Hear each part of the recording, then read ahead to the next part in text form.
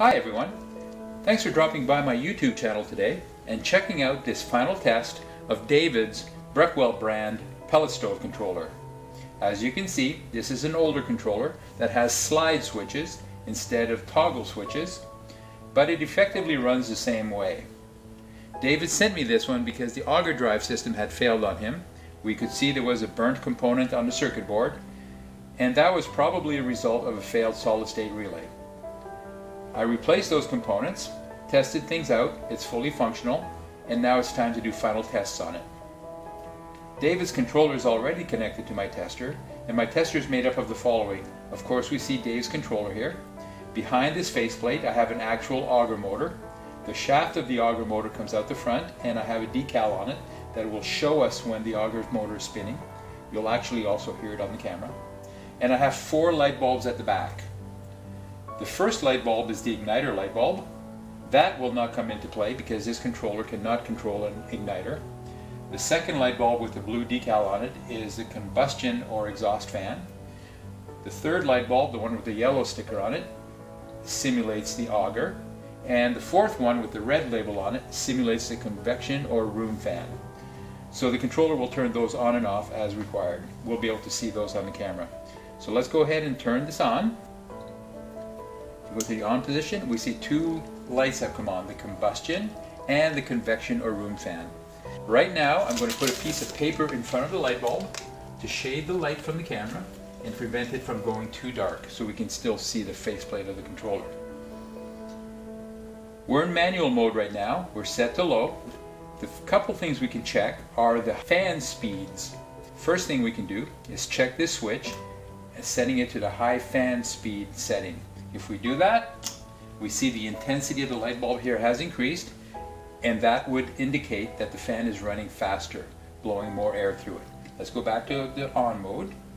The next thing we can do is toggle this rotary switch from low, B, C, and high. So let's do that. B, C, and high. And we see the intensity of the light bulb slightly change, very slightly, but that corresponds to a speed change on the fan itself. So that is functional. I'm back in low. That's all of the manual tests we can do. So let's go ahead and switch the controller to automatic mode.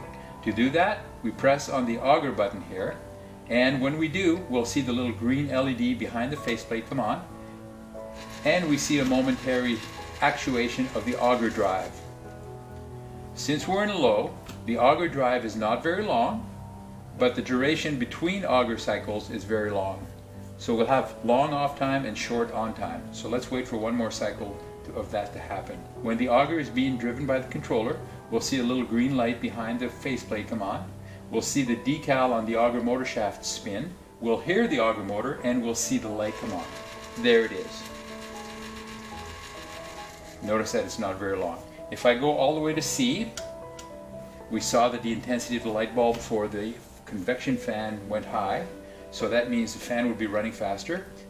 We'll wait for the first cycle of the auger drive to happen, and when it does happen, it's on for a long time, as we see now, and off for a short duration. So we'll go through a couple cycles of that.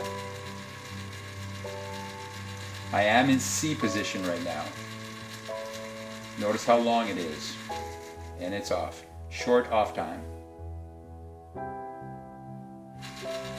So let's switch over to high. And when we do, when it comes on, it'll stay on for good. It won't shut itself off. So that means it's going to drive maximum amounts of pellets into the fire pit. We saw the intensity of the room fan go up, and we see that the auger is just continually driving, no off period. Let's switch that back to low and shut that off. Alright David, it looks like your controller is once again fully functional in both manual and automatic mode. I do want to thank you very much for sending it to me. I appreciate that a lot. For all you viewers, if this video had value to you, please give it a thumbs up. Also subscribe to my channel. I would appreciate that. Additionally, if you have a pellet stove controller of your own that needs to be serviced, whether it's a Breckwell, a Quadrifire, USSC, or other brands, please feel free to contact me. I'd be happy to discuss that with you.